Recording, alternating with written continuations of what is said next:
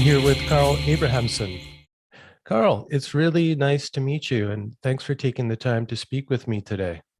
Thank you very much. It's nice to be here. I wonder if you could just start by letting us know where you are and maybe giving us something of the feel of the place. Mm, sure, absolutely. I am Swedish, and I live in Sweden. That's pretty common. And I live in a small town. I grew up in Stockholm, which is the capital, but almost 2 years ago, me and my wife moved away to a small town. So it's rural, but it's not like in the countryside. It's just a tiny town. And we live in an old house that's already the first floor is from 1728, so it's actually older than the United States. And it's a great place. I mean, we both work from home. I'm an author and I write books, and my wife is a psychoanalyst, so she sees some patients online, and she also writes books. So for us, it's perfect to sort of move away from the hustle and bustle of fairly big city of Stockholm. It's probably the wisest decision I've ever made. Yeah, I can relate. My wife and I did something similar. We've lived in rural places before, but around 2017, we moved to Montreal because we felt like we needed to be in a big city and we felt the need for expansion and things like that. And that we got that definitely from the city, but after about 2 years, we realized that at this stage in our life, we much preferred kind of living in nature in a small town Yeah, with access to a larger city if we need it, but day to day, we definitely enjoy being immersed in nature. So, yeah, same here. Yeah. uh, what's your wife's name, just so the listeners know? Vanessa Sinclair. Right. And you do a lot of work with her now, right? Absolutely, on many levels, some artistic work, and we also sort of read each other's stuff and work in a day-to-day creative collaboration. Hmm. Isn't that so great to have found a partner that you can collaborate with creatively and share ideas? And I mean, with me and my wife, she's off doing her own exploration of various topics, mostly astrology related. Meanwhile, I'm into the shamanic, the yogic, and the depth psychology, and we can come together on these different levels, which is just so enjoyable and helpful as a practitioner too. Oh, absolutely. And I mean, for both me and my wife, we've always been interested in sort of this thing that William Burroughs and Brian Geisen came up with. I mean, of course, other people had touched upon it before, but they distinctly formulated this thing of the third mind. When something else emerges, when two minds meet and talk and create together. And for us, it's absolutely central to everything that we do together, that is, and we do most of the things together, so it's very interesting to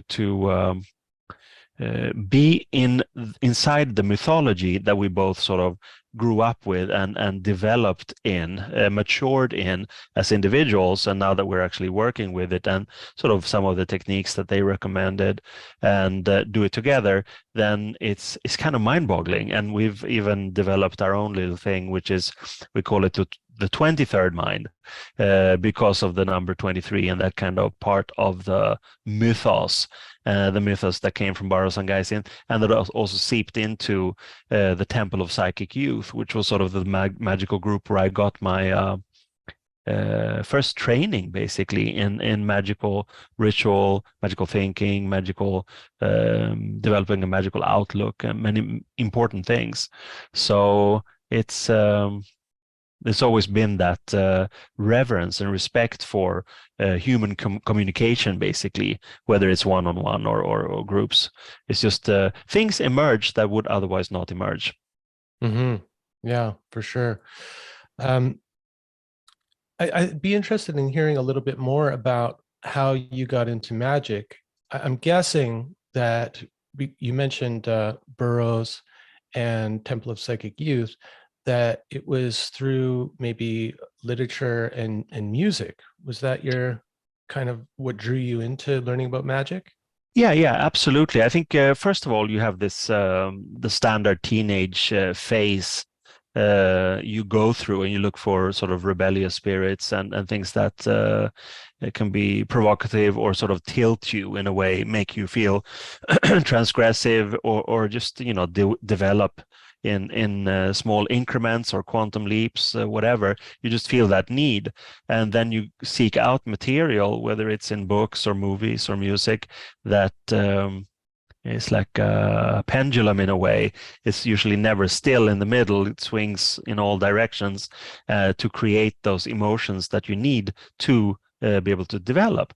And that scene, the musical scene, when I was in that formative age, sort of early teens, was around 1980s. You had the punk had just sort of fizzled out into commodity, and then the post-punk and the new wave, and then the industrial music came and was incredibly important and incredibly influential, because a lot of that music and the scene, particularly the industrial music scene, was sort of based in an intellectual culture that carried references to philosophy, to magic, and I became like a little detective. I followed the trail of these traces that were on record sleeves, in interviews with people who were cool.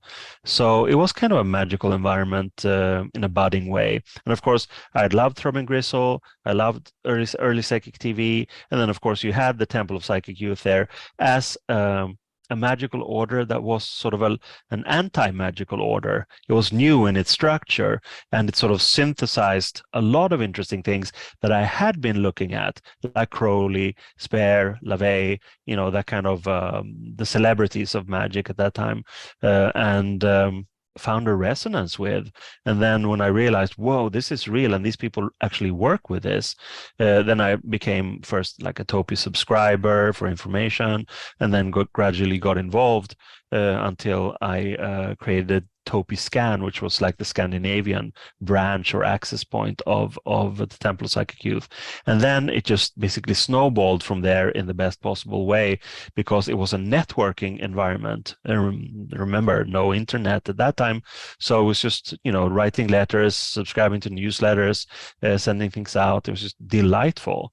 And I early on became or felt a resonance with Crowley and his philosophy of Thelema, and also felt a resonance with LaVeyan Satanism, and basically very much the philosophy of will, as it came from Nietzsche, as it came from Schopenhauer, but packaged in these alluring and pretty cool magical packages. So I just oriented myself intuitively through these environments, and they became my schooling in a way. Mm.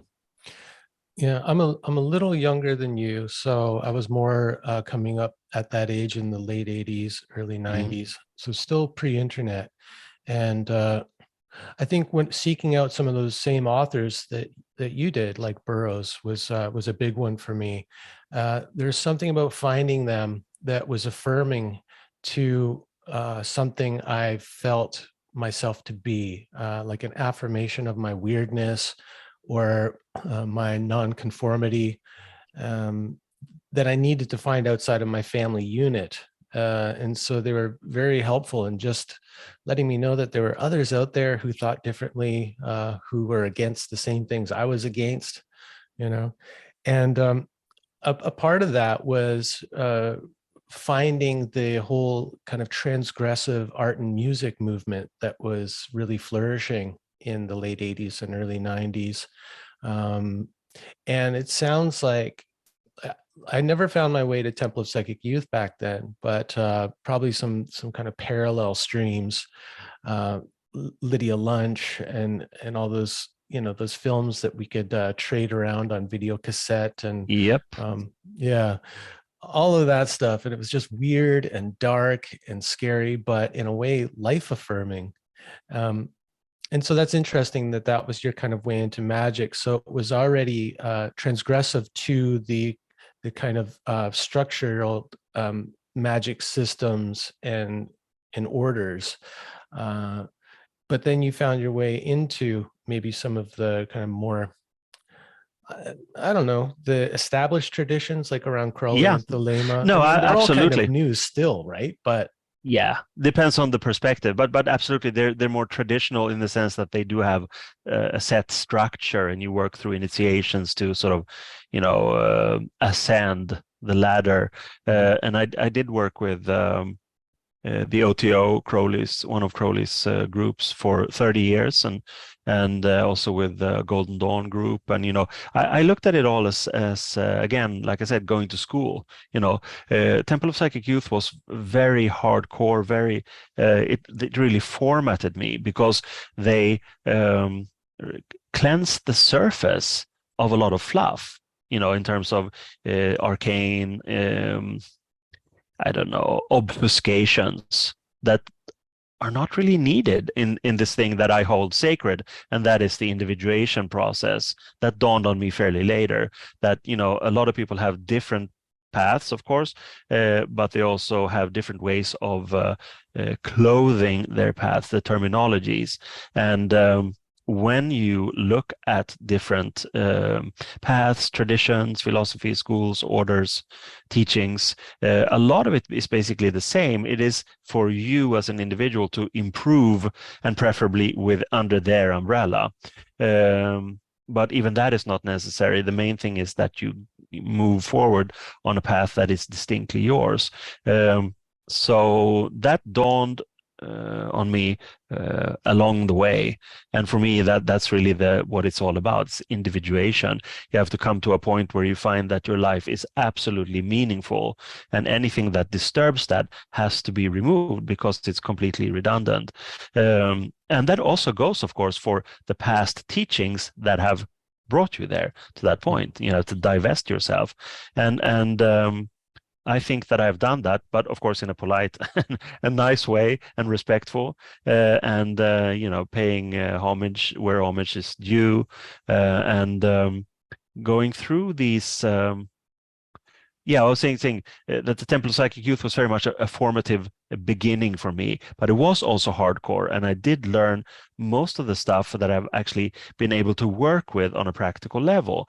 Whereas these other groups, like the Golden Dawn group and the OTO, I looked at that as going to university in a way. It was like going to college, and you have a very set curriculum, and you get a degree, you get a funny hat, all of these things that correspond to schooling in sort of in the rational world.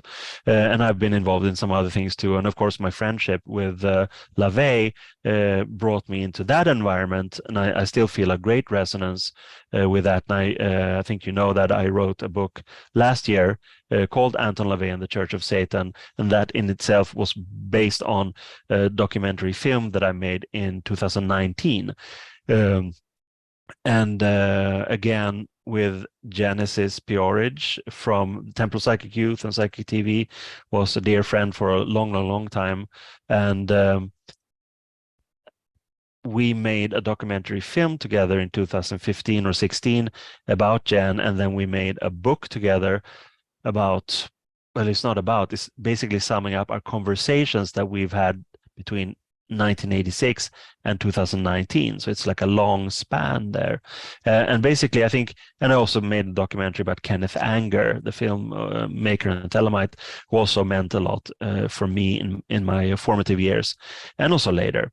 So basically, I think these past years have really summed up a lot of things. I've sort of I think that's a good expression, paying respect, paying homage to these people and these groups in a way, but also in a way saying, this has been extremely interesting. Now I know how these things, how they function, and I'm on this path, and all of these things have gelled inside me in a way. I carry them forward in a way, and that's how I look at this point in time and space where I am right now, where I'm becoming much more of an author. That's basically what I do. I used to do a lot of different things, like a bit of film, a bit of music, a bit of this and that, but now I just write stuff. Mostly essays. That this new book, Source Magic, is an anthology of lectures, of essays, of thoughts and ideas, and I can see that I'm sort of finding my own voice in a way. I don't need to be writing about other people all the time, even though I enjoy it. But from a strictly magical point of view, I feel that I am at this point on my path where I can just freely write. I don't have to look in the rearview mirror, see what am I going to write about. Is there someone there in terms of mentorship that I need to be able to be myself? And the question is no. Yeah, great. I appreciate the analogy of going through different systems or traditions as a kind of university. That makes sense. Because the structure can be very helpful in navigating these really complex practices and traditions and philosophies.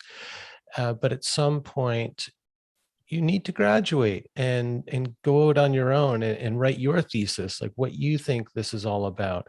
If not, you're like one of those people just kind of stuck in academia in like a goldfish bowl where you're just recycling old ideas over and over. Yep. And yeah, and I think it sounds like having that first experience or initiation into magical practice through Temple of Psychic Youth and Genesis Peorage's approach was maybe setting you up in a way that you could then enter into the more structured traditions without becoming bound by them. Would you say that's accurate? Yeah, no, absolutely. And I mean, it's also interesting. My current book project, I mean, Source Magic just came out, literally just came out. And, but I'm wrapping up the next book.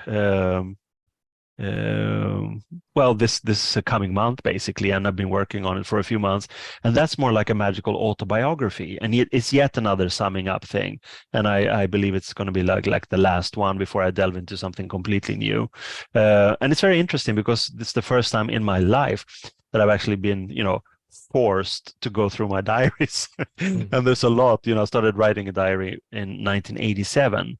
And quite diligently. So there's a lot of stuff. And of course, you realize how weak our memories are because I find so much that I've completely forgotten about. And it's priceless stuff in terms of, even details of conversation and people I met.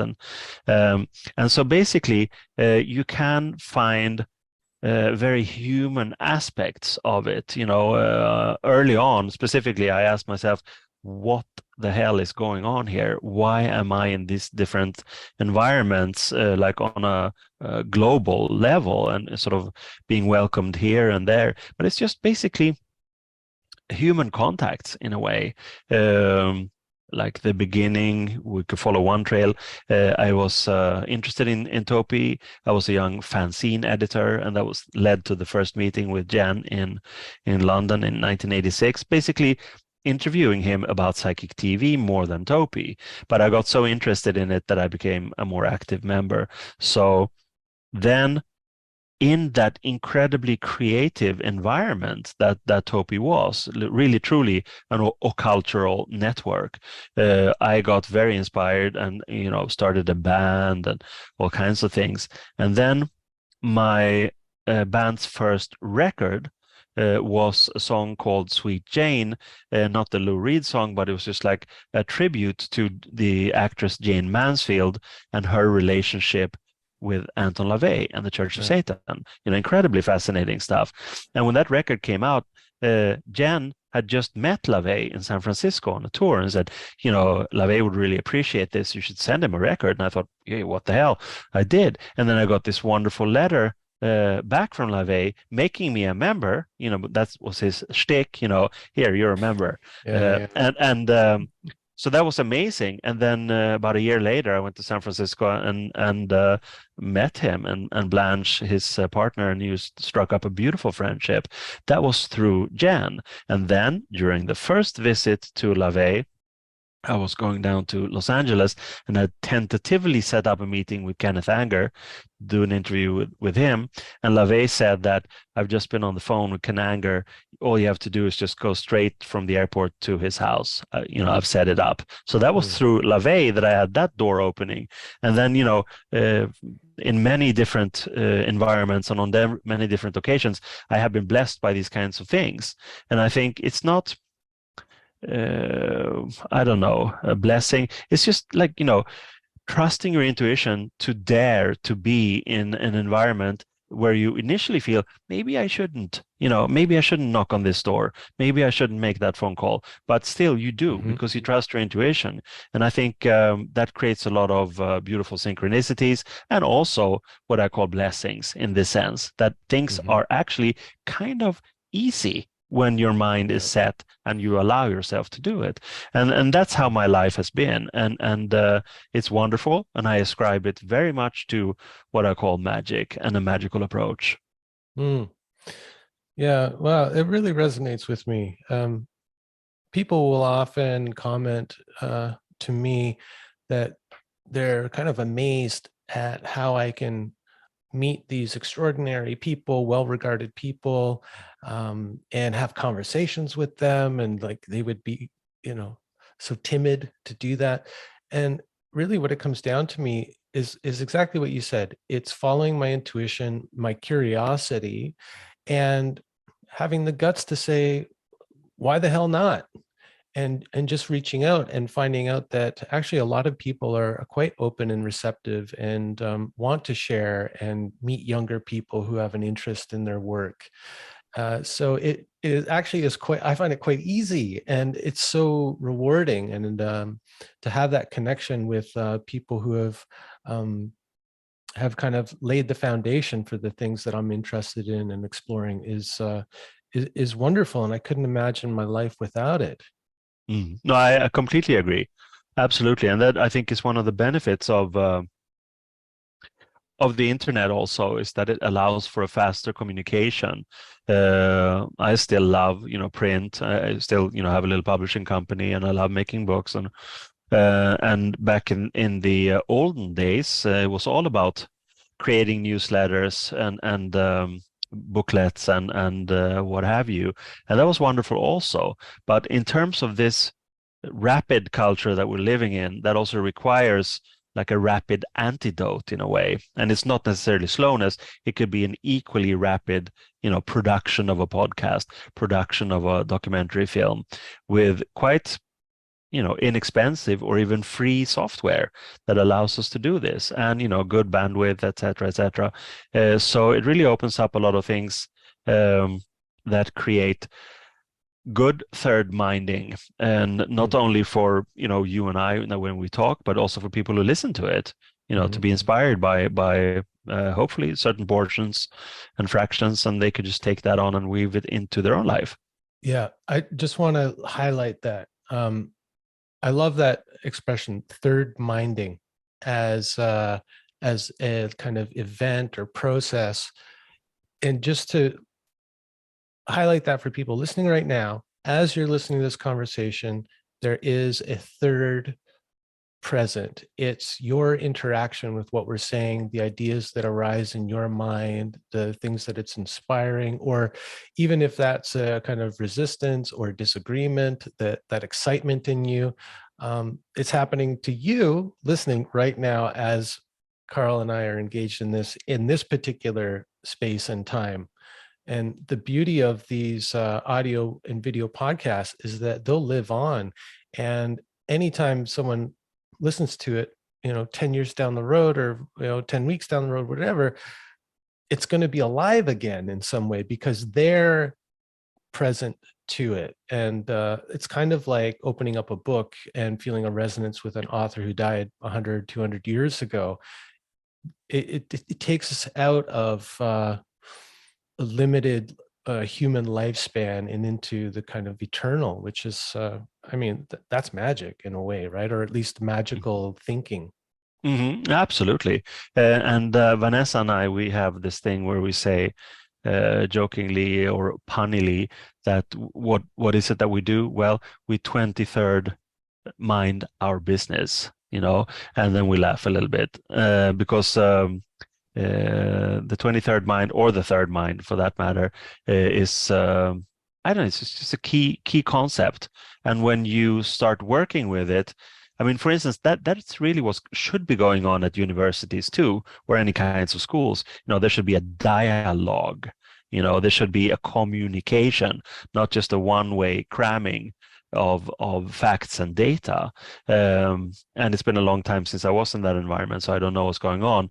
But I do believe it has a lot to do with cramming. You want to get your degree, so you do follow the curriculum and make sure you don't trigger anyone, and then everything should be fine. But we all know that the great substantial ideas are improved when discussed in dialogue or trialogue or whatever, even in groups. Run them back and forth, and see what's really going on. I think it's very, very important. Yeah, I think cramming is like the perfect metaphor. It's what people say, they're cramming for an exam, and they're stuffing themselves with information and holding it just long enough so that they can regurgitate it at the right moment. Yeah, they're probably done with it, like they haven't digested it. That's a great way to think of it. I think that's so important too, and something about being able to exchange, talk about ideas in a way where we're not concretizing them, where we're not revering the writers or thinkers that we're talking about in such a way that we become subservient to the idea or the teacher, right? To have the balls to stand up and say, you know what, maybe Carl Jung didn't have it all right, or, Genesis Peorage or whoever we're holding up as a teacher, a guide. To question their ideas and think maybe in some way they were limited, or times have changed, and this may have been true then, but it's no longer holds true. I think that's really important, and I find that very lacking, unfortunately, in today's world. I see a lot of deification of these dead teachers, and the ideas themselves become kind of dead and ossified, and it's like they're going over the bones of some of these teachers, and that kind of bores me and frustrates me a little bit. Yeah. No, absolutely. I think one should be, one of the good things about the magical environment in my formative days, because it wasn't only Topi, it was also a chaos magic. Spare was like a hovering ghost in a good way.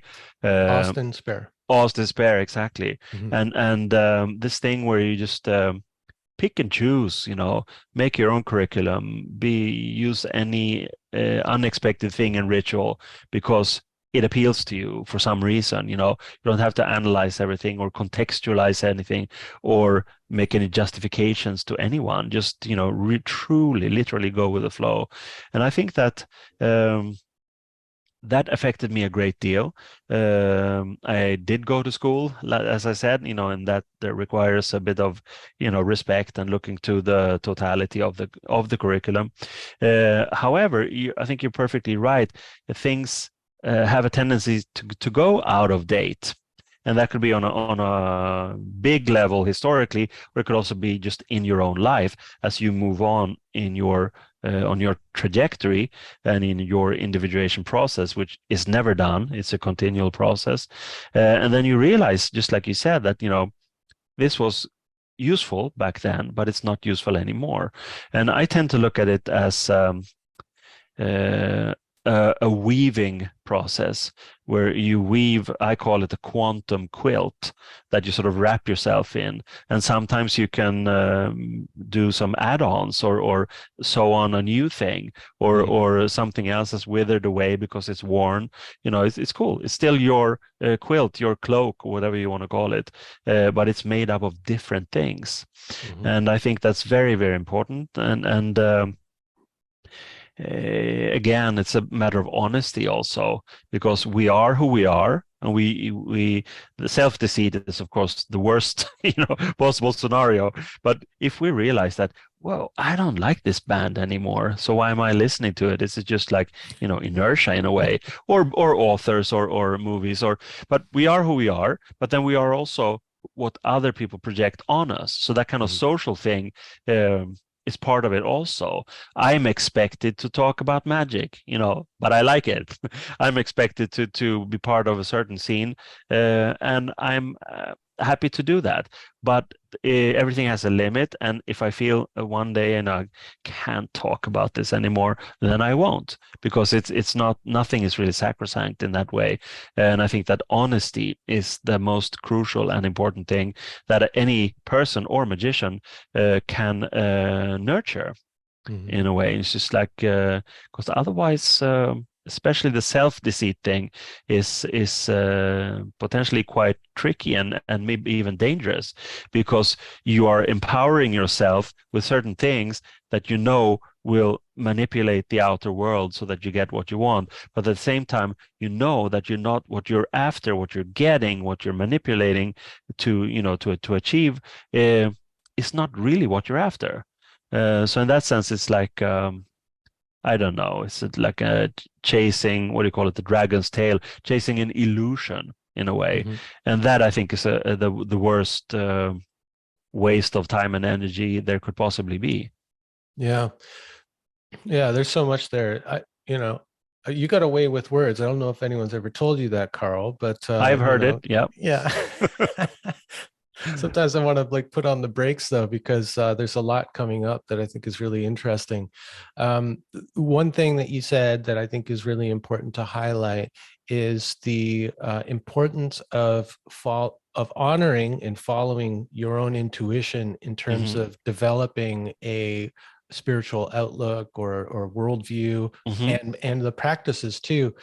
That's something that traditionalists really frown upon and denigrate, with terms like, oh, it's like the spiritual buffet, and you just go and pick what suits your own kind of ego and things like that. Nothing too challenging.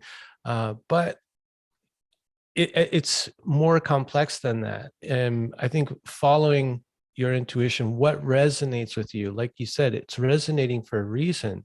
There's something in your soul deep down that is resonating with this this image, with this practice, with this aesthetic, whatever it is. You're drawn to it for an important reason, and part of that is using your discernment to know yourself well enough to know that it's resonating with the deep part of yourself and not some superficial part, right? Yeah, so exactly. Like in the so will being kind of front and center in magical thinking and practice, I think what you're saying here is that it's really important that we know what we truly want and desire. And that requires a lot of self-reflection and self-awareness and self-understanding. Like there's a lot of work to get down to that, to be able to practice the discernment. Like, is this some just superficial desire I have that won't give me true fulfillment? Or is this something that like my soul just craves and longs for, that if I actually follow through or find my way to it or achieve it, it will give me that deep satisfaction? Yeah, it's complicated, right? Yeah, absolutely. And it can be paradoxical, and there's no, solution that works for everyone. That's really it. It is all about individuation, and it will, that will be different for everyone. And I do think also that speaking for myself, it's been useful for me to begin with that youthful zest of being manipulative. In a good sense, creatively manipulative. I want these things. I want that project. I want sustenance for this, or practical things. Basically, learning to be thinking creatively in how to solve problems. Basically, I want to achieve that, so I make that happen. And by Crowley's definition, that equals magic in a way. It can be pretty stripped, and it has no like supernatural dimension necessarily. However, it is by doing these things and empowering yourself that you realize both what you actually want, meaning getting to know yourself on this in this individuation process, but it's also okay to make mistakes in that sense, to learn by negative results, or at least negative valuation post facto, after the fact. You did something because you wanted to achieve that, and then when you have it, then you realize it wasn't really worth the while, but then at least you've learned that. Then that also becomes a piece of the individuation puzzle. So it's never bad to be, I think, have that youthful zest, Mickey Mouse in The Sorcerer's Apprentice, he's lazy, so he conjures up these brushes in Fantasia, and it just wreaks havoc. But he will have learned after that mistake, because his super ego or the big magician comes and tells him that this is not the way to do it. So I think that's very important to. Mm-hmm. When you set out on the magical path, to allow yourself to be all these things, and to be pragmatic, or to be relying on one system, if that's what you feel, again, resonance with, and then gradually realize that nothing is forever. You will morph and find new things in other systems, inspiration from other artists and magicians.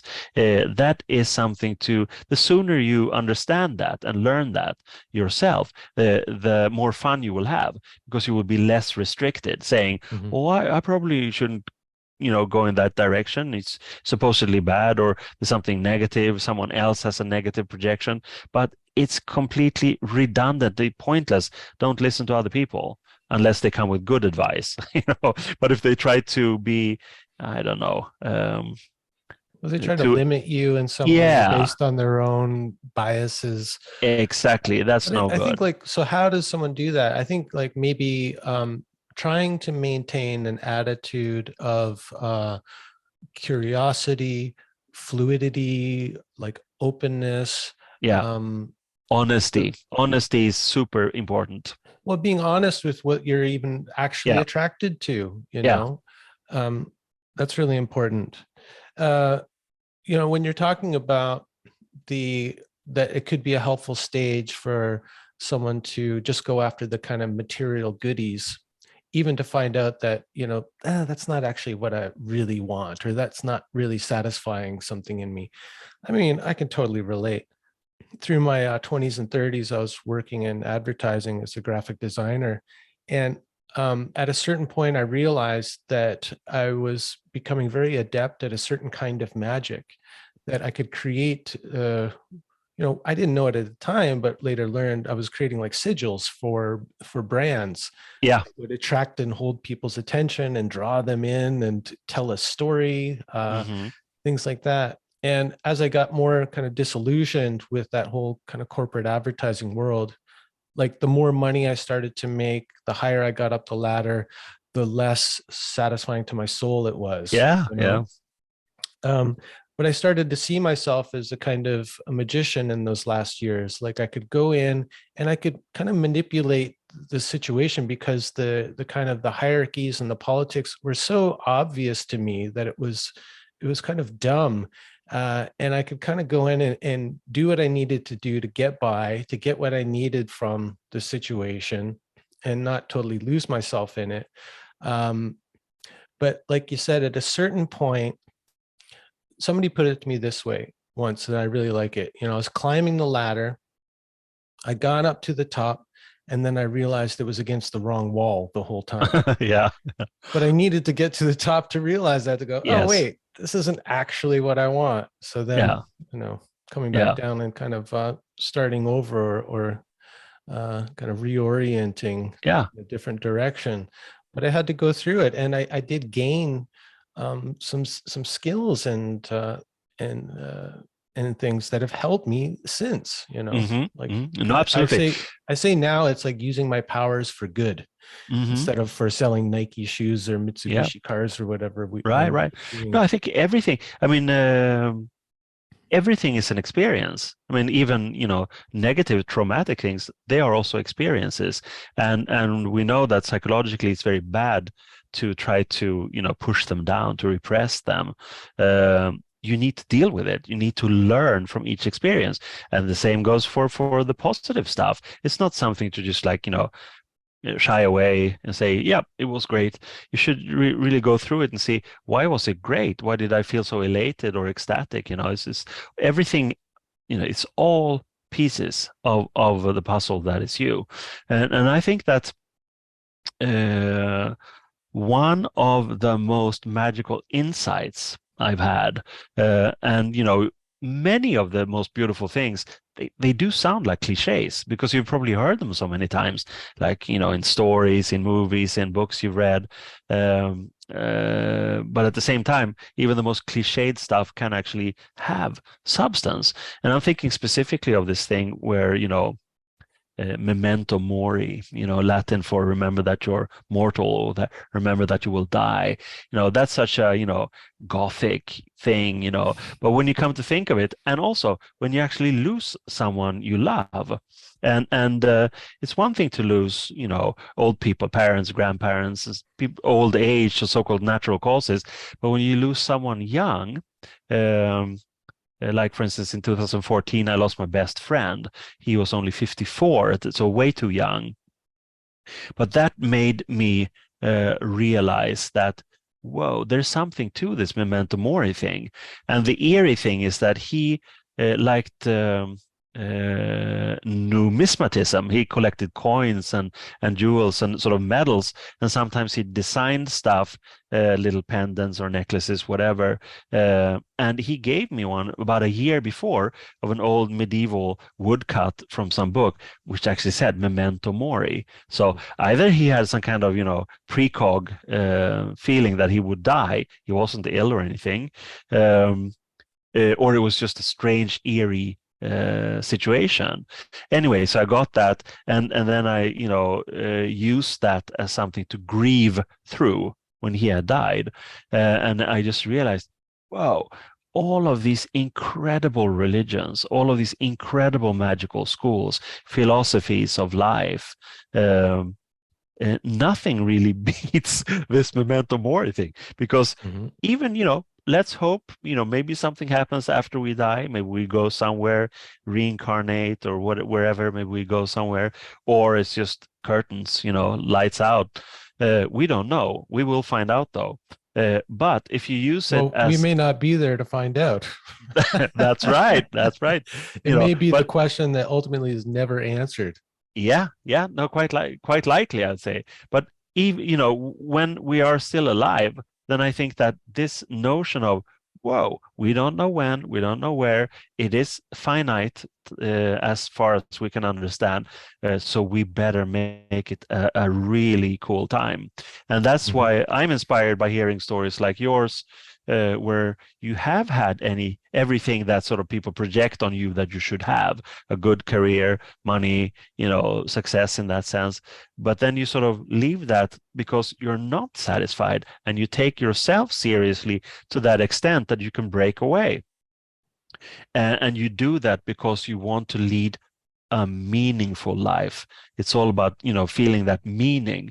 And that, I think, is also what if we return to Jung for a brief moment, when we talk about synchronicities, I usually say that synchronicities in life is like the greasing of the machinery, or little gifts that we get when we're on the right path.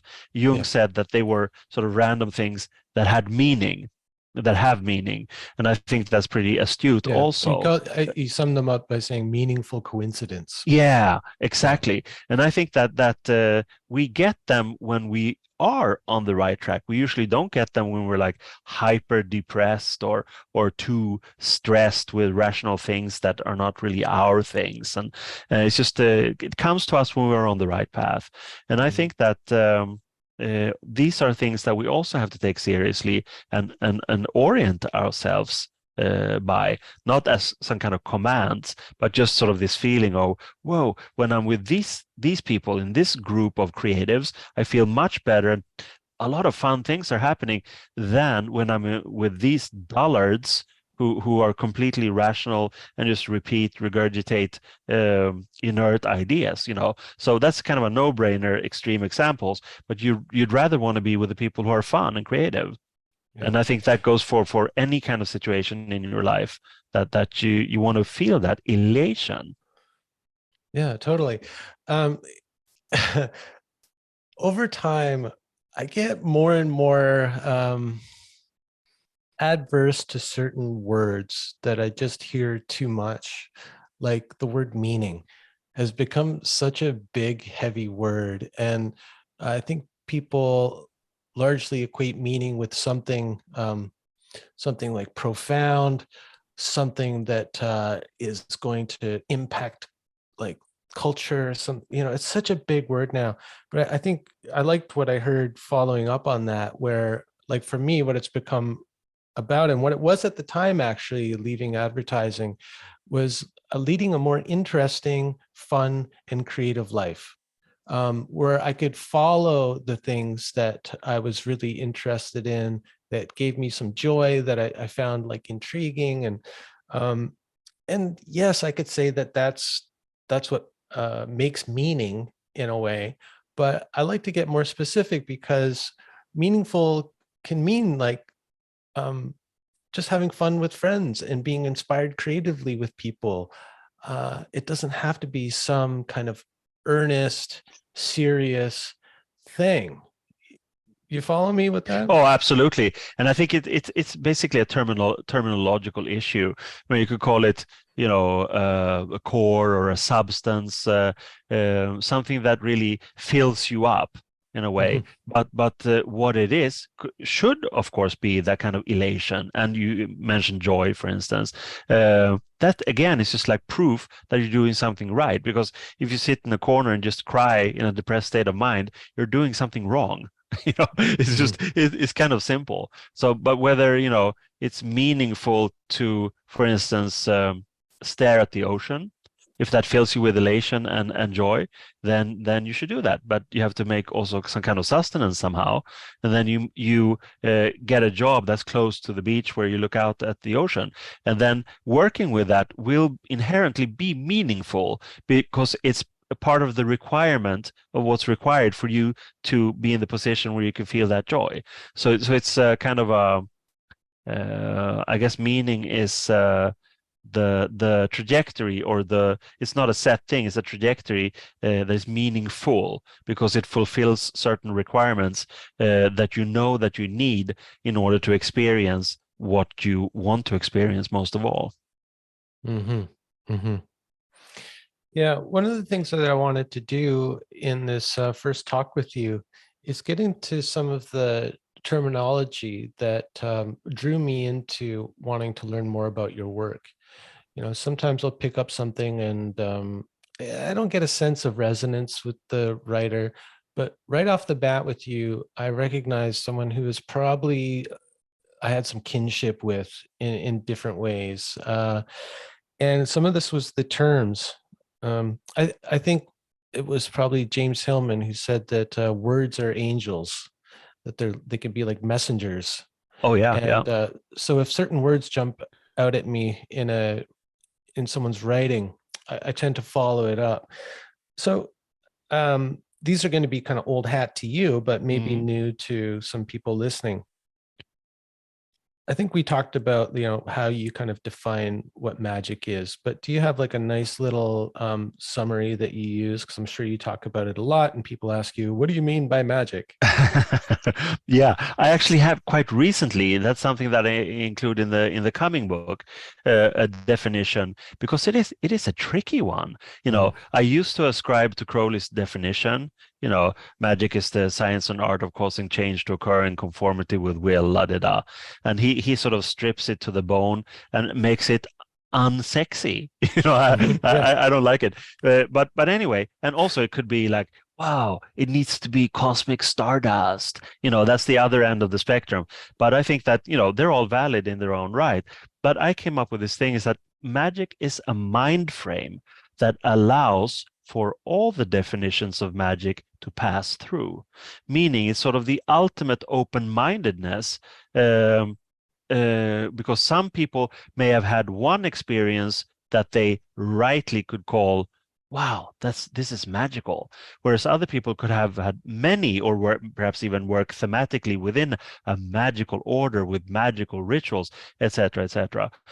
Or someone might have an acid trip or a shamanic journey or an ayahuasca experience, and just come away mind blown and have a hard time connecting with other people who have not shared something similar, because it's hard to define these extra experiences that we could call them magical, we could call them spiritual, we could call them, I don't know, hyper aware, psychedelic. There's so many words that could be meaningful in trying to describe this kind of experience. So I would say, for safety's sake, it's the mind frame in itself that allows all the definitions to exist within it. And then, of course, it is magic and magical. There are also words that are this kind of an inflation in them. Wow, that movie was so magical. Yeah, wow, check out this tea, it's magical. People toss it around, and it's sort of almost lost its meaning. On the other hand, you could say that culturally, historically, it's been one of the most again, meaningful words and substantial words in human culture, because it contains so much signal of proto-science, proto-culture, proto-religion, in a way, that then sort of develop in different directions and take on forms that we can relate to today in an easy way. Yeah, and it's also been used in a pejorative way too, right? Like, one of the things you can say in this culture to put someone down is you say, "Oh, Carl, he engages in magical thinking." Yeah, When exactly. I hear that, I go, "Well, Yeah, good." yeah, He's no, exactly. open-minded. Yeah, exactly. And that's also something that I don't think it's in the Source Magic book, but it's something that I've sort of defined also in the coming book. And that's this thing about, magical thinking. Actually, I think it is mentioned in the chapter on magical realism. Magical thinking is the absolute fundament of empiricism. And when I say that to people interested in natural sciences, they would go, what the fuck are you talking about? Empiricism is like handling the truth and the rational, etc. But when you look at it further down, the absolute fundament, everything in the natural sciences, everything that uses an empirical method, begins with a speculation, with a speculative theory, saying that, what if we take these potions and mix them together? What if we split this atom? What if? And many of these things that are postulated today in an empirical environment would be deemed absolutely heretical 50 years ago. 100 years ago, they would have been burned at the stake. So it's I don't know. So I think that magical thinking is important. It starts with imagination. Like, it Yes. has to. Like, that speculation is an imaginal act, Oh or yeah. something from the imaginal busting through. Like, you hear so many stories of these objective scientists who had the solution to the problem come to them in a dream, or during an acid trip, or during a walk where they're in a reverie, just walking through the woods, and all of a sudden, and it's always couched that way, all of a sudden. And that's how we describe our dreams, like these incredible time shifts that happen in dreams. I've been thinking of writing a book just called All of a Sudden, and because it's like, especially in the work that I do dream work with people and talk about psychedelic journeys and things. And this phrase is always like the kind of bridge between prior reality and what came next. Or, these incredible shifts are bridged by this little phrase, all of a sudden. Yeah. And I'm no, so it's like fascinated a bad cut in a movie. It's just something is missing in between. I forget what you call those really hard cuts, the jarring cuts. Jump cuts. Jump cut. Yeah. Jumping. That's what it's like. Yeah, because you're jumping from one thing to an unrelated, seemingly unrelated thing. Yeah. That's good. And that's something I wanted to talk to you about, is thinking of magic as a mindset. And I like when you talk about the literary genre of magic realism, or filmic genre, as not actually just a genre, but it's like an attitude of openness to life, in a way, right? Yeah, absolutely. And I think one of the reasons why I wrote about it in this book is that, of course, I like the material. You usually talk about sort of Latin American authors, Borges and the German Garcia Ernst Marquez and Jung. Yeah, exactly. And many sort of classic authors. And so, what is it? What makes them magical realists? And usually, when you look at it, if there is some kind of formula or general insight, also goes for movies, it's usually that it's a pretty straight narrative. It's Mhm. pretty conventional. However, there is something in there that is not supposed to be there. It could be Yeah. formal, or it could be in terms of content. It's just something that is jarring and disturbing. It's like an itch on a beautiful face that you just have to scratch Mhm. somehow.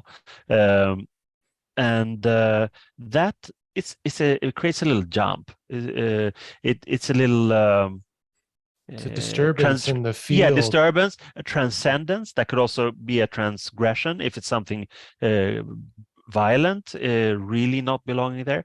But anyway, what happens when you read that or watch films like that? It's like you go, "Whoa, what just happened?" And that sense of excitement and awe and surprise Mhm. uh, will make you aware of the form.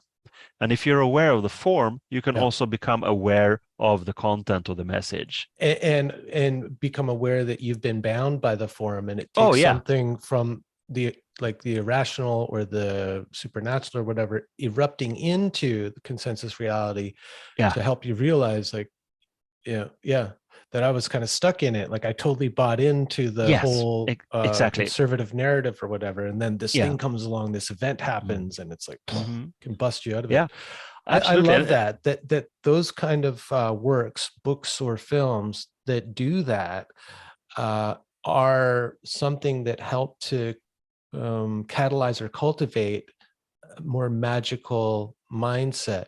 Um, are you familiar with the work of Daniel Noel?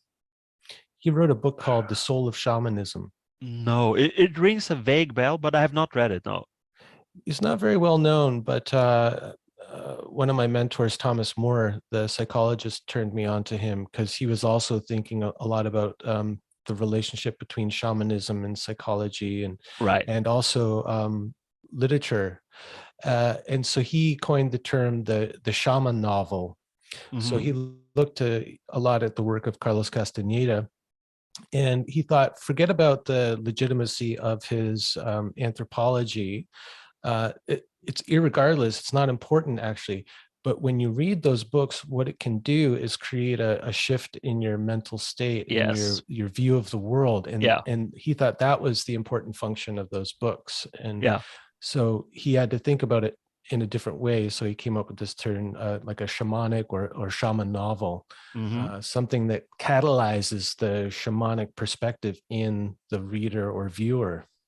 Yeah, no, absolutely. I am extremely interested in that. And also, I think there are other kinds of literature. I guess you could call it some kind of surrealism light in a way, but not like the fun, kooky surrealism, but more like usually kind of dark. But when you read it again, you're just filled with this sort of eerie feeling. And again, it's an awareness raiser of both that what you've been reading formally, but also thematically, and it makes you more aware. And I think that uh, it's a skill to be able to write like that and to be able to make movies like that. And it's easy also to go over the edge, and Mhm. then it becomes almost like kitsch, right? Yeah, it When becomes when when silly. yeah, it's Mhm. like, and I guess the most well-known example for me anyway would be, David Lynch, because sometimes, he's so spot on in maintaining this absolute terrifying sense of awe and suspense and surrealism of a dark kind, and then it's brilliant, absolutely brilliant, and then sometimes it just goes over the top and it becomes something else. It becomes like a circus sideshow of I don't know, Weirdness, yeah, like weirdness, trying to be weird. too weird or Yeah, Mhm. exactly. And I think that's Which it's a can be very fun, fine. but Yeah, oh, but it's absolutely. not transformative in the same way. No, it Yeah. becomes just something cool. It's not something Yeah. magical, it's something cool. Yeah. But yeah, no, it's just incredibly interesting. And I think also when I wrote that chapter about magical realism, the one thing I was thinking about was form of media. And for instance, this thing where we are so quickly taught or programmed to accept one form. The form itself has a meaning. I'm thinking specifically of cell phone camera video footage. Mhm. It inherently has truth stamped on it. This is the truth, Yeah. because Right. whether it's someone being beaten up by cops or it's a tyrant being stoned to death in some Middle Eastern country, or anything that has to do with this sort of rocky and not too perfect, it's the truth, and Yeah. we accept it as such because that's what we've become accustomed with. And also the same thing with super slick, great production values, Mhm. set design, great lighting, beautiful actors. Then we know this is fiction. Yeah. Yeah. I So get it. it's so Mhm. we are easy to program in terms of style and Yeah. form. However, as you're coming from a background of commercial advertising, then you know that a lot of these things are merely Yeah. manipulating techniques. So I just hope that people become more aware of that, Yeah. because it is a morass. Because kids who grow up today with not only the internet, but they grow up with social media, they're constantly evolving, they're constantly attractive, and now with sort of AI and the chatbots and everything, it's just like a fucking chaos. Yeah. What's actually true, Yeah. in the sense created by one human individual, giving it a personal form that's like almost gone. Yeah. Yeah. I'm just noticing the time. Do you have like 15, 20 minutes more? Yes, yeah, Okay. that I have. Yeah. Let me take a little break, and when I come back I'm going to ask you about occulture, so you can Hmm. you can think about that or take a Hmm. break if you need it. Hmm. Okay, well, another term, and there's a couple I want to ask you about, but maybe Hmm. this makes sense to go from what is magic to a term that you coined to describe the work that you've been doing, magico-anthropology. Right. Can you unpack that for us a little bit? Absolutely. And I think it had to do with I came into sort of the magical world in the sense that I was young, I was very curious and hungry, and I read a lot and started practicing sort of intuitively, and then got more settled into my ways with the help of some groups and some teachers and stuff. Um However, there was a parallel strain, not only my own personal work and my own personal interest. It was that I realized quickly how incredibly integrated magic has been and still is in human culture, historically and even to this day. So then you have this thing, it's looking at these things. It's basically, you could look at from a sociological perspective or a psychological perspective, but it's basically anthropology, because it's far, far more um, inclusive than merely the term like religion or the study of religion. So I came up with this thing. Magico-anthropology is simply the study of the human uh, interest in magic and sort of integration of magic in culture, in history, and also vice versa. How it's just like been absolutely central to human development, and that should be, touching upon something that I know you're interested in also, the shamanic work.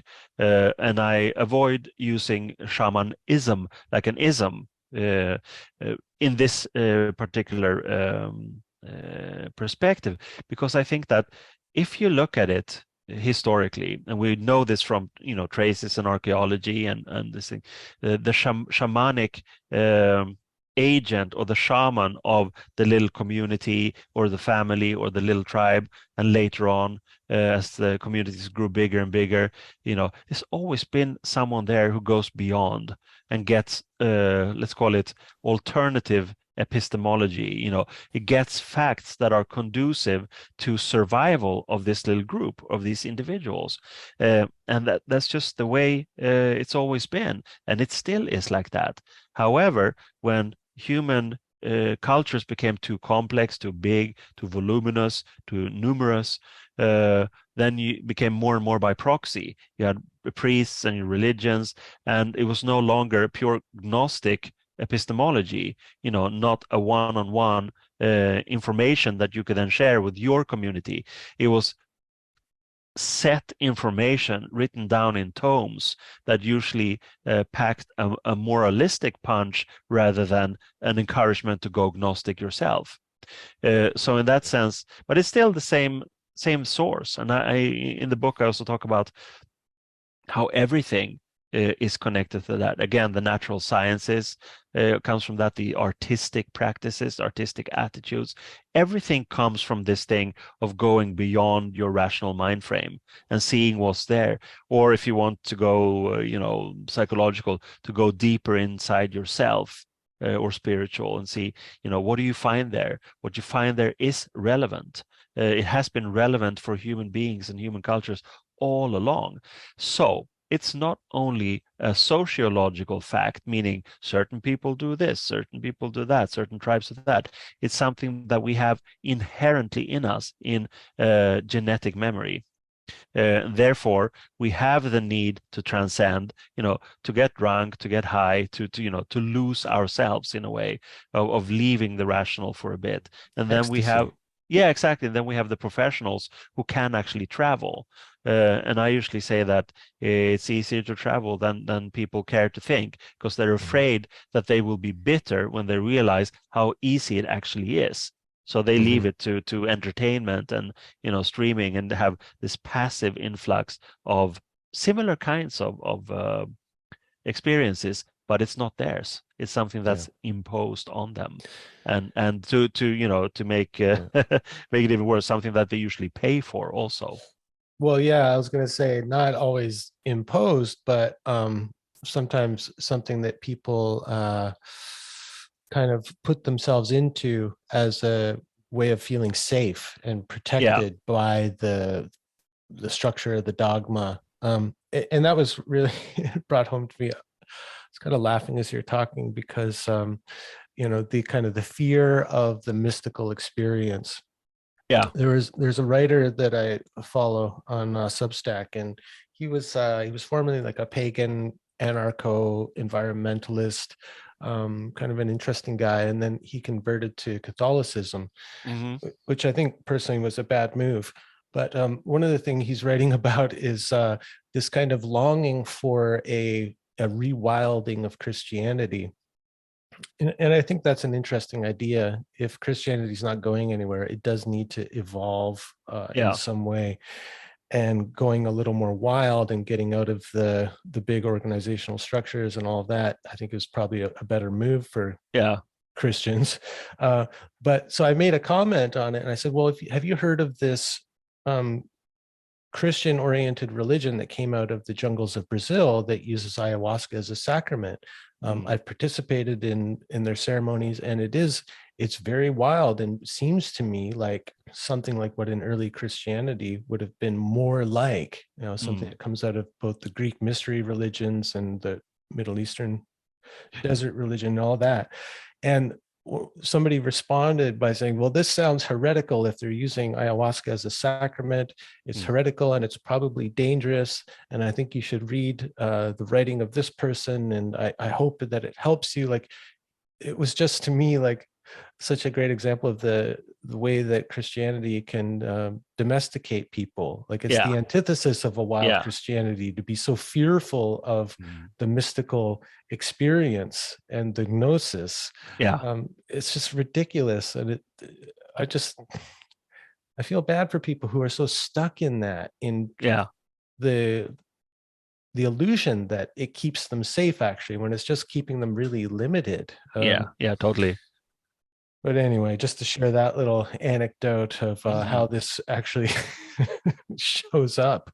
No, but I think that it's just seems to be the way of the world and the way of when human culture becomes too big, simply, then you for some reason cannot maintain this gnostic approach where each and everyone finds their own, pipeline to knowledge and inspiration and all these things that we need, but it has to be proxyized. And I think it's kind of sad, because if there's something that human beings show, especially human beings in a group dynamic, is that someone will always see an opportunity to make a buck, to take the power and cling to the power. And then to do that, you need to control the other people, and you toss them something that makes them feel safe. Whereas in fact, the message that could have come from inside themselves might have been diametrical to the one that's being tossed to them. Heretical. So yeah, exactly. Or just life affirming and smart and fun. Yeah, But heretical and life affirming. Wow, yes. can we be talking about the same thing here? Right? Yeah. No, I mean, so it's kind of sad. Mhm. But anyway, I find the umbrella of magical anthropology is very useful for me, because Yeah, I could basically look at anything, like I'm doing in the yeah. book, talk about some popular TV series that was weird, or it could be some highbrow speculation about this or philosophy, or just anything fits under that umbrella, because the connection between human culture and magic, simply, is so deeply intertwined. It's absolutely part of our genetic core. Yeah. Wasn't it? I remember, I think it was Alan Moore. I heard him do a rant once that was really great, where he was basically summing up the evolution of human culture. And he talked about the magician as embodying the scientist, the philosopher, the artist, the therapist. All of Yes. those were all a part of magic, and then everything started to get splintered out and Yeah. specialization occurred. Yes. Yeah, so is that kind of where the magical part of anthropology is for you? Is that it's seeing the magic in the psychology and the sociology and the Oh arts yeah. and culture? Yeah. Yeah, absolutely. It's like, it's in there, and specifically, magic again is a complex word, but if we stick with the shamanic approach or the gnostic approach, the meaning that all knowledge comes from somewhere, and you could, if you're religiously inclined, you could say that it comes from out there, from the angels, whatever. uh, or if you're psychologically inclined, it all comes from deeper layers of our own psyche, or from our inner selves. The definitions are many, but the main thing Mhm. is that all knowledge comes from somewhere. And I'm not talking about already existing knowledge, book knowledge, that you could academically regurgitate forever, like we talked about before, but actual knowledge that is new and fresh and takes on new challenges, for instance, in solving a problem, whether it's the natural sciences or an artist creating a new kind of art. Mhm. The impetus or the spark always comes from somewhere, Yeah. and that in itself, for me, is shamanic. It's agnostic, and it's definitely magical, because one definition could also be that magic is transforming force or force field, where something is changed from something to something new, or improved, or less improved. I don't know. It's Mhm. inherently carries a change Mhm. uh, in it. So Yeah. that's yeah. Yeah. What you're talking about is raising, for me, like what I think is really the core problem of like an organized religion and its dogmas, is that they they're stuck in the past, is one way to put it. Yeah. And part of the reason why churches are becoming more and more empty is that the religion is no longer relevant to people's lives. And one thing about the kind of the magical or shamanic uh, attitude or the practice that actually enables you to go down or go out and retrieve some knowledge is that Hmm. it's going to be relevant to you in this place and time. And so that knowledge, while it may be perennial, universal, timeless, whatever, is always going to come through in a way that's relevant to our specific circumstance. Yeah. And that to me is the most important thing. And that's why I'm such a proponent of shamanic practice, working with imagination and dreams, because to me, those are all shamanic practices anyway. Yeah. Creativity, like true creativity, allowing something to come through spontaneously that surprises you, I think is a good indicator of when it's like real and not from, your small self or ego. Yeah. Yeah. So, I'm really happy to hear this. And this is like affirmation for me that there is a kinship here and that we're kind of on the same mission. Oh, yeah, I would say so. Absolutely. And it's a good mission because I think so too. Yeah, because it's a mission where we are simply enjoying our own lives and setting good examples for other people to not think like us, but to allow themselves to think in new ways at least and try new things. I think that's the key. And then when you look at it with that kind of tolerant and open-minded approach, then you find that, whoa, many of these things have been talked about before. Many of these processes have been gone through before. In a way, perennial is a tricky kind of word, but it's going on for a long time, and it has to do with this open-minded attitude. It has to do with trusting intuition. It has to do with all these things. And then the further back you get, the fewer phenomena there are, and the oldest one there is the shamanic experience. We could even say that the sort of so-called technically gnostic experience is much later. It's the shamanic one is the core one. That's actually the title of the book, Source Magic. It's working with that source. It's the shamanic source. And then what is it? Well, it's first of all realization of sort of the holistic approach. We're all connected within greater nature. And then, of course, that said, then you can affect different parts of nature or get to know different parts of that nature through yourself and get information from that greater nature through basically simply transcending your rational thinking and getting going out of your head. Getting out of your head and getting into, as you say, imagination and these kind of inner journeys that sound so complex, but they're really so simple. The problem is that many people probably have experienced them in sort of, hypnagogic states or even meditations or just being tired or spacing out, whatever. Every time someone dreams, it's a psychedelic experience, of course. But they don't if you validate don't discount it. Yeah, exactly. Yeah. And then they say, oh, it's just a dream, has no meaning. But in actual fact, it has super meaning if you allow it to have super meaning. Yeah. Well, this comes back to what you're talking about in experiencing the world, seeing your own life with this magical or shamanic mindset or viewpoint. Yeah. What that does to me is infuses things with meaning. It enriches life. It makes it way more interesting. Yeah. And kind of magical in the colloquial sense. Like it puts a little sparkle on even the most mundane things. And that to me is ultimately the goal, is to live an interesting life. Yeah, who wants to live a boring life? God. Yeah, no, I couldn't agree more. And I think also one of my sort of premises or thesis in this strange world that we're living in and the strange time that we're living in is that the reason why there is so much, blatant, visible magic around in culture, why we have this thing called occulture and processes of occulturation, where many of the occult things go into the mainstream. It's simply, again, a matter of us collectively trying to survive.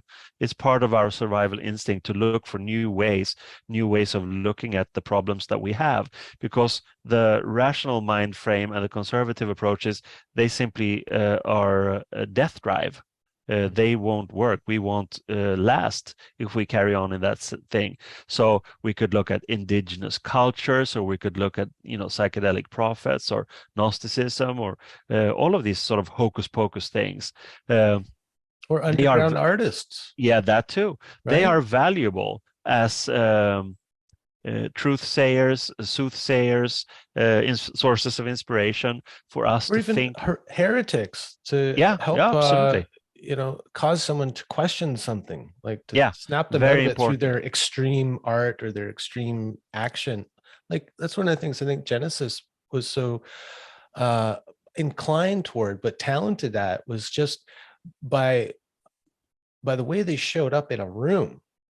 I think they started to snap people out of Oh yeah, their kind of consensus reality and force them to exactly. question Yeah, all of yeah, their preconceptions about what a man is, what a woman is, all of it. And that to me, like life as a kind of magical or shamanic act or force yeah. is inspiring. I absolutely agree, and that's one kind of magician who has, visible presence, and is, Jen early on called himself cultural engineer, and that's absolutely true. Look at all the things that Jen did.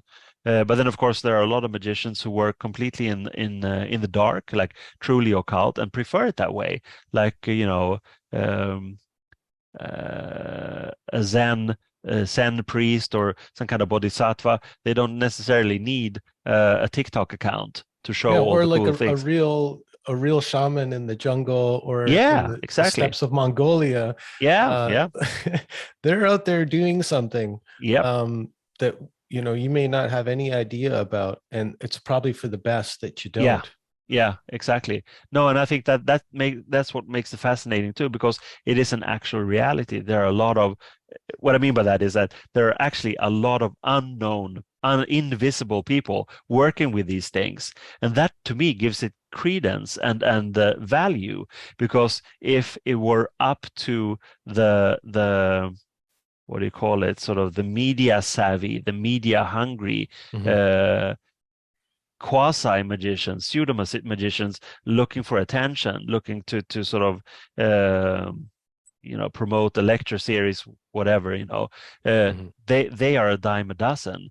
And I don't know, they might have some substance, but I don't think they have the power to change anything. Change needs to come on the level of, through the level of inspiration for real, so-called mundane normal people, so that it becomes like a critical mass where people go, no, this is where we draw the line. We can't go on like this anymore, because if we do, we will all perish.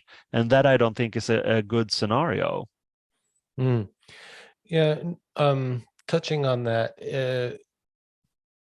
brings up something else that I was curious about asking you about, like the role of social media now and what kind of people get the most attention. I've been thinking recently, having gotten to know quite a few people who are well-known public figures, um, one thing that seems to be like common is that, how to put this, the person that we read as charismatic on social media or YouTube or television, that charisma often comes from a kind of manic quality about them. Like the manic depressive, I think, makes a really good celebrity because when they're on, they're filled up with something that is really attractive to other people, like the way a really bright light attracts moths to it. There's Hmm. just something about them when they're in that state, that high state, that is really attractive and translates really well through this Media medium, thing. Yeah. this particular medium, especially. People can come on and give really fast commentaries on something where they're really like a Jordan Peterson type, where you can tell Hmm. he's just like completely inflated in the moment, and it's coming through, and people are drawn to it. That to me does not always make a great practitioner or teacher. It makes a great spokesperson or Yeah. somebody to draw attention to something, but they may not be the person that actually is going to be a good teacher or mentor to you if you want to be a kind of a healthy person who's able to maintain healthy relationships and lifestyle and all of that, right? Like they tend to Yeah. burn really bright, but their personal lives are often a real mess. Yeah. Yeah. Yeah. I think also this because it's such a strong culture. Meaning celebrity and being known and visible has become such an important part of marketing, yourself marketing, what you do, etc., etc. That I do believe that when you reach a certain level of success, the visibility in itself and the expectations, projections, it becomes addictive. You become enamored by this sort of image of illusion of yourself that takes away a lot from the actual substance that might have been there from the start. And that, I guess, is a dilemma that those people will have to face. And I think it's a kind of a losing battle. Because it will be so attractive and alluring to stay in the limelight, and could also be, have pecuniary value to be visible. You sell more units or whatever it is. Yeah. And that I came to think about that just the other day. It's like, there's one power that is higher than having power, and that's the power to renounce power. Meaning that if you come to the pinnacle of something and then you just say, fuck it, this is not for me, that's a power that is greater than the power of getting to the top, in a way. Well, yeah, because you've transcended that Yeah. ultimate power. Yeah. Well, and another part of that, the becoming a celebrity, is the kind of demand that it requires on someone. Like the way that this social media culture works is the more popular you are, the more you have to be out there, the more you have to produce in order to maintain that level, because people forget so quickly and you're so quickly replaced by the next bright light that comes on the scene. And so the demand that takes, like you said, it's ultimately, there's going to be diminishing returns in terms of sustaining your own life force. So you're going to burn out at some point, and the sooner you can realize that and maybe choose health over money or popularity or validation, whatever it is you're getting from it, the better off you'll be. So you talked earlier about the kind of expectations and projections people have. So someone, okay, Carl Abrahamsson is writing about magic and all these transgressive people. When you show up on screen, you look like a pretty normal, conventional guy who I probably wouldn't look twice at if I passed you on the streets of Stockholm. I'd go, oh, there's like a local businessman. He looks maybe a little creative. He's dressed casually. Maybe he works in advertising or something, right? Yeah. So I'm sure it would help attract more attention to you and your work if you came out full of tattoos and wearing like little horns or having piercings or something like that. I don't know. Maybe you have a whole bodysuit of tattoos underneath the sweater vest, but but you're not showing it off, right? No. And that's something that Is I that a also write. decision that you did consciously? No, I wouldn't say a decision, because that sounds a little bit like arbitrary. I make a decision to not be this or to be that. It's just who I am. And I think that in many of the environments where I have been and been formatted and been sort of taught in a way, or educated myself, I have been truly the odd one. I have truly been Because you're so normal. the rebel. Yeah, exactly. Yeah, Because yeah. I like to be dressed, what I call in a correct way. I'm fairly unassuming as a person also, and that I think that reflects in the outer. And I'm very happy about that. I think that it's just a matter of emotional or psychic disposition. Some people crave attention. I'm only interested in that aspect when it comes to my work, and then I don't need to have that sort of showman's suit. I'm happy to just be me. I get very enthusiastic when I talk about my work, but when I'm not in a situation like this, for instance, I'm just very happy to just carry on working. I don't feel that need of attention from or acknowledgement from the outside world. I'm happy if it's only on a fairly abstract level, that you can meet some people in a bookstore or lectures. I like lecturing in that sense. But then I think I make a better picture by being this sort of, as you say, like normal pseudo academic guy who just is passionate about a certain thing, but it doesn't come with the baggage of constantly needing acknowledgement, like for looks or for persona. I couldn't care less. I'm just an author, basically. Mhm. I'm a magico-anthropologist, and I'm happy to be one here in my office. Yeah, that's great. I really appreciate you showing up as yourself, Carl.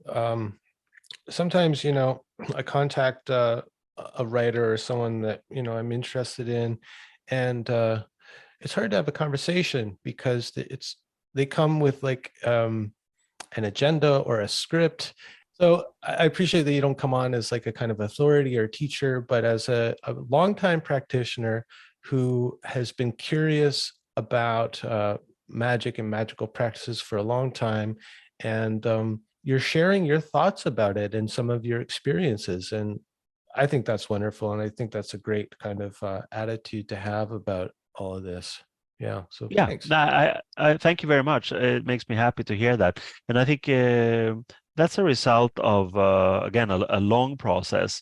But I could also have just at some point said, okay, well now I've had enough of this, and I'll just focus on some kind of career or write fiction or whatever. But I did feel at some point, I wouldn't say obliged, but I or duty bound or honor bound or anything like that. It sounds too dramatic. Mhm. But I did feel um, um, a desire. I felt a desire to, whoa, I've been through all of these amazing things and met these amazing people. Now it's time for me to formulate.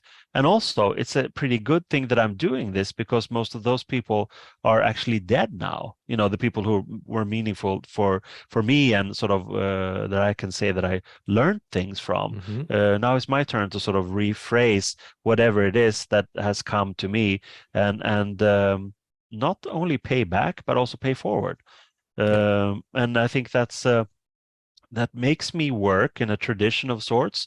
It's for me fairly undefined, but I would definitely see it as a Gnostic tradition because the it's encourages the individual to seek gnosis, to seek a direct communication, a direct um, link Trans to the source. Yeah. Transmission. Yeah. Yeah, Yeah. exactly. Yeah. Anything like that. So many, many, many people have done that before me and probably better, but I don't feel I have a choice. Of course, I do have a choice, but I feel a desire to be this person that writes these books and gives these lectures. And I know for a fact that I'm inspiring a lot of people because they come up and told me so. So, and that I think is more fuel for my fire than whatever, money, which is not much, that's coming from writing about these things. Yeah. But probably like me, you feel rich in Yeah. many more important ways than Oh, absolutely. having the Yeah. extra cash to do Yeah, yeah, things. Yeah. yeah. I would not have it in any other way. I'm too far gone. I'm a lifer. Me too. Yeah. There's no going back. Like once you've broken out of conventionality, Yeah. once you've gotten out of the rat race, I tell you, there's no going back. No. Early on, when I really started to get serious about yoga practice, I heard someone say once, like, be careful because yoga can ruin your life. And I realized that that was true actually, because it woke me up to something deeper inside myself, which was like trying to guide me down a particular path that I wasn't going Yeah. down and all that. But the way I rephrased it myself was yoga can ruin your life, but every life needs a good ruining every now and again, Hmm. you Yeah. know? Yeah. Absolutely. Yeah. Well, this has been really great. And I'd love to have you on again sometime to talk about some specific figures that I know you've written about, who I'm Yeah. also very interested in. Hmm. Particularly for me, I'd love to talk to you about Carl Jung and Rudolf Steiner. Right. Perfect. Yeah. sometime. Yeah. And maybe we could talk about Burroughs too, but those two I think are linked in some way that hasn't been talked about enough. And I find Yeah. it so weird that Carl Jung never really talked about Steiner, and Steiner never talked. It was like they're two magicians in their own separate towers, Yeah. uh, In the same country. who in the same country, who like knew about each other, but Yeah. they were Yeah. kind of trying to do their own thing. And I Yeah. find that so intriguing. Yeah, yeah. No, absolutely. They're incredibly fascinating. But then that also goes to show the the beginning of this phase that we're in. You could call it the Aeon of Horus or Age of Aquarius, whatever. Just something happened there at the turn of the previous century, where people started. All the movement was to look inside rather than focus on the outer, because of traumas that had happened, traumas that were about to happen in the zeitgeist with the wars and stuff like that. So you have this thing, interest in occultism, interest in psychology, interest in self-transformation, and it just they were the real pioneers. Freud and Jung and Steiner also, and many others, even Crowley. They opened up the 20th century for us to move on to and into the 21st. And basically, again, they're all saying the same thing. They just have different languages and tools and technologies for it. But it's something that we need to address seriously, not just as some kooky people, colorful characters of the 20th century, but as actual, harbingers of useful information. Yeah. I'm not. Have you seen or read my piece where I compare Steiner with Crowley? No, no. No, I think you'll find that interesting. It's in the book. Is it in occulture? That's in occulture, exactly. Because I found it so, again, for example, that it's this kind of Nietzschean dichotomy, where you have the Dionysian and the Apollonian. And to compare them was very, very interesting. And maybe Mhm. we'll do that then with Jung instead of I Crowley. love that framing too of the Dionysian and the Apollonic. Yeah, That's really good. I'm going to check that out.